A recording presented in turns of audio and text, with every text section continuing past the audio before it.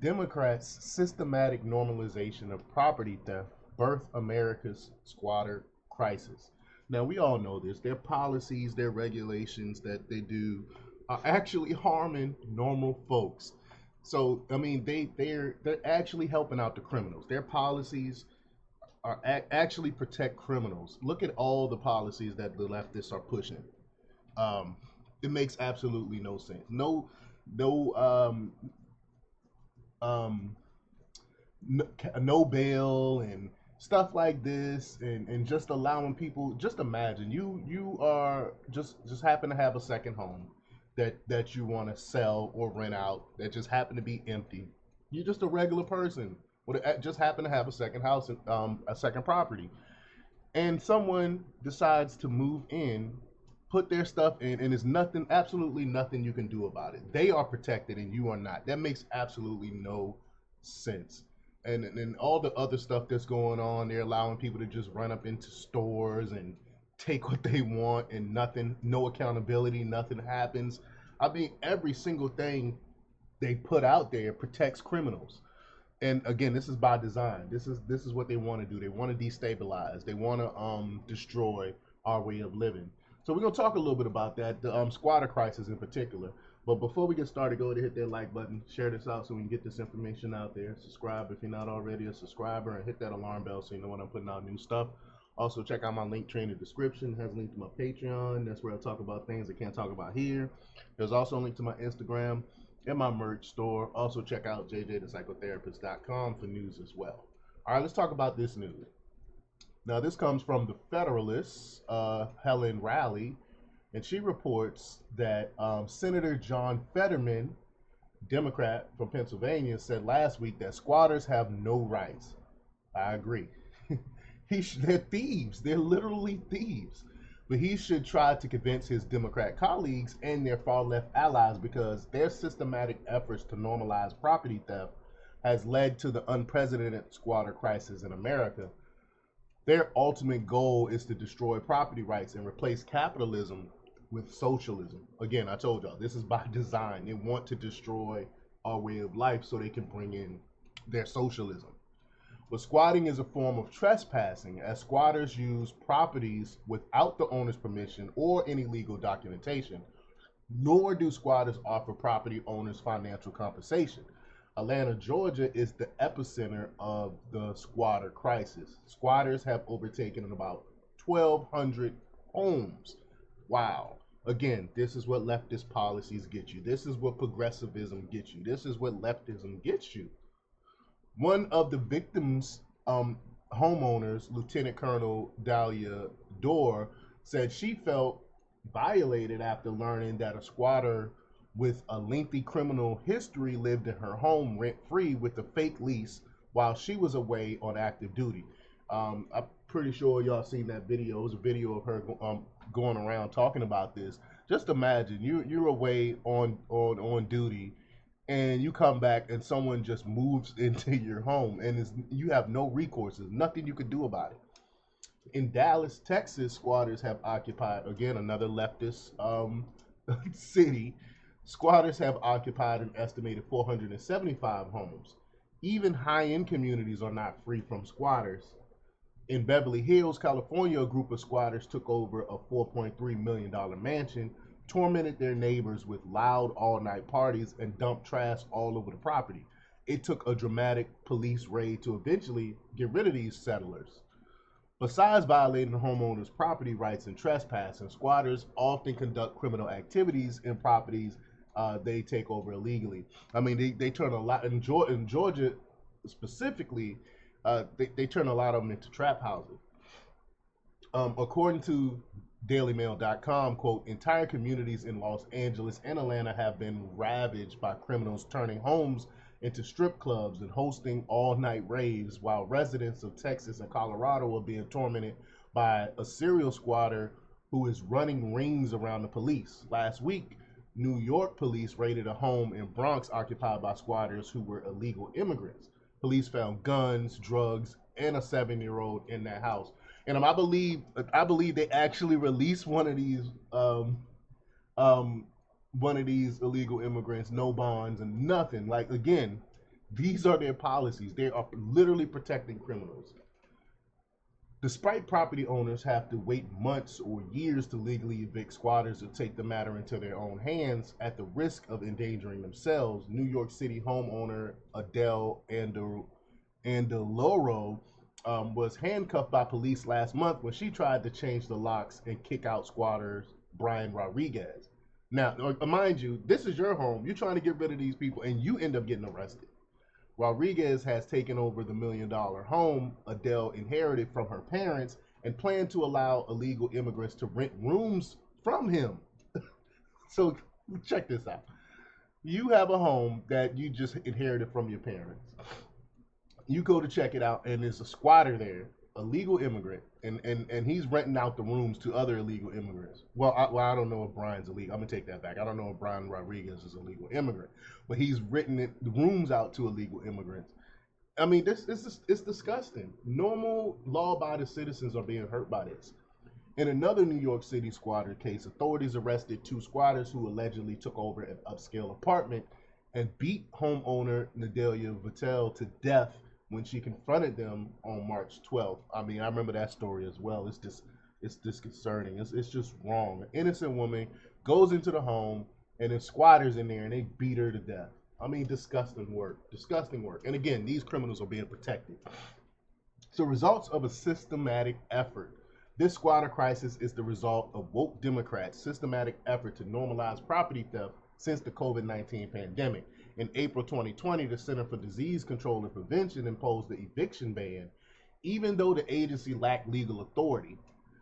Again, they don't care anything about legal authority. The Biden administration just do whatever the hell they want.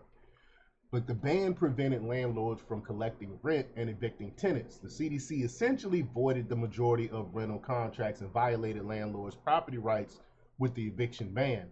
The eviction ban was supposed to be a temporary measure that would expire by the end of 2020, just like every other law that they put in place that supposed to expire. However, after Joe Biden became president, his administration renewed the federal eviction ban 3 times until the U.S. Supreme Court, thank goodness, lifted the ban at the end of August 2021. Still, the court decision failed to prevent some Democrat-controlled states and municipalities, such as Alameda County, California, from extending the eviction ban well into 2023, long after the pandemic was over.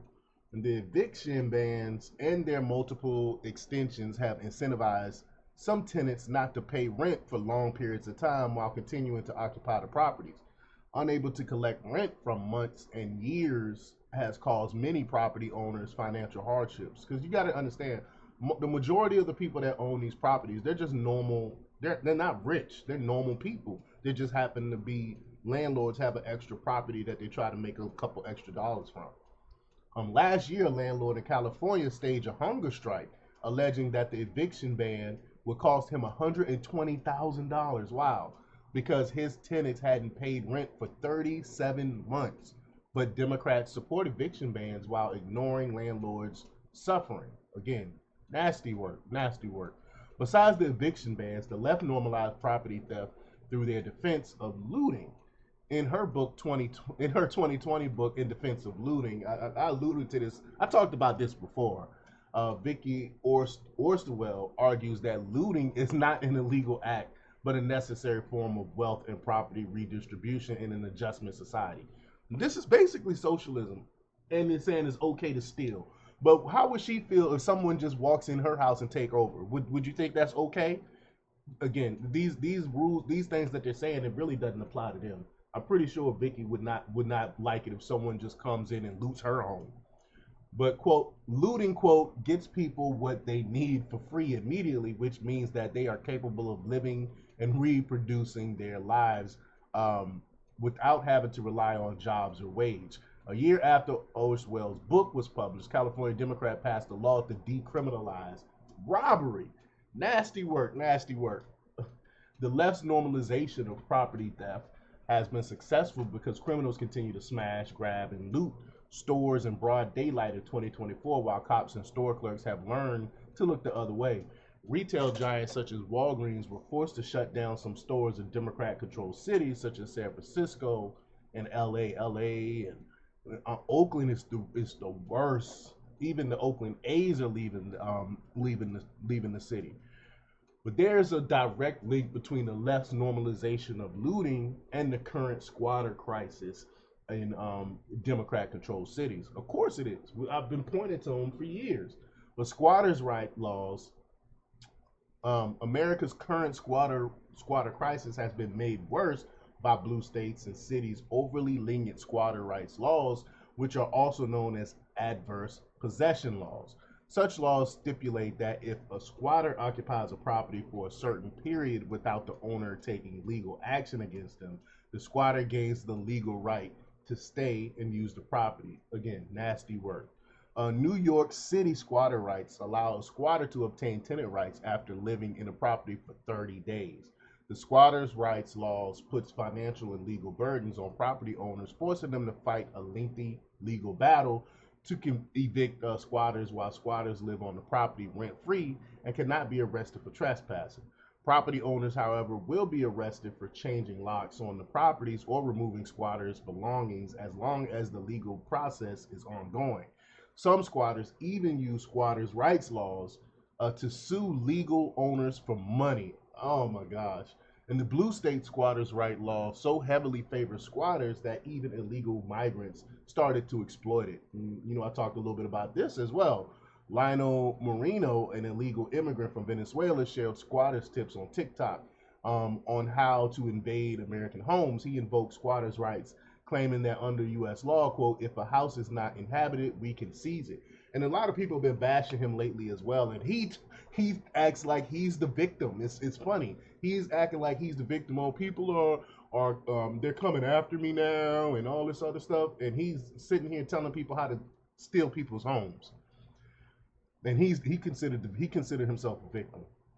To add more insult to injury, some leftist organizations have used their taxpayer-funded resources to help squatters fight property owners' legal eviction proceedings. In Bellevue, Washington, landlord Jaskaran Singh alleged a serial squatter, Singh Kim, and his family haven't paid rent since May 2023 while living in Singh's $2 million rental property. Kim received free legal assistance from King County Bar Association Housing Justice Project, or HJP. And I'm sure y'all seen the clip of this, of what's going on here. After Singh's landlord Lives Matter protests outside the rental property, which was amazing, drew national media attention, HJP used taxpayers' money to pay back close to $90,000 in rent that Kim owed.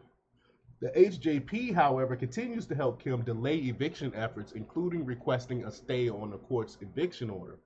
Singh and other fed-up property owners protested in Bellevue recently, blaming the HJP and Democrat leaders, including Governor Jay Inslee and State Senator Patty Kudurer, for enabling a squatter crisis in the state. Again, y'all voted for this, though. Y'all voted for these people. Y'all voted for these policies, and now you're upset about it. The independent journalist Jonathan Coe, who been covering Singh's case since the beginning, posted on X that in Washington state, quote, Democrats, especially the progressive wing, are circling the wagons. They know if Singh wins, it could have massive political implications for tenant-landlord laws. Basically, this mom and pop landlord has laid out the playbook to fight back against this broken system. Americans' current squatter crisis is the result of Democrats' systematic effort to normalize property theft. Their ultimate goal is to destroy property rights and replace America's free market capitalism with socialism. Never forget that socialist revolutions in countries such as China begin with demonizing landowners and abolishing private property rights. That's how it always starts. Since private property rights are the cornerstone of a free society, Americans must wake up to how the left has led our nation on a dangerous trajectory and do everything possible to defend our property rights, or no one home will be safe. Let me know what you think about this. Leave your comments down below. Like, share, and subscribe. And check out jjthepsychotherapist.com for the latest in news. Until next time, peace.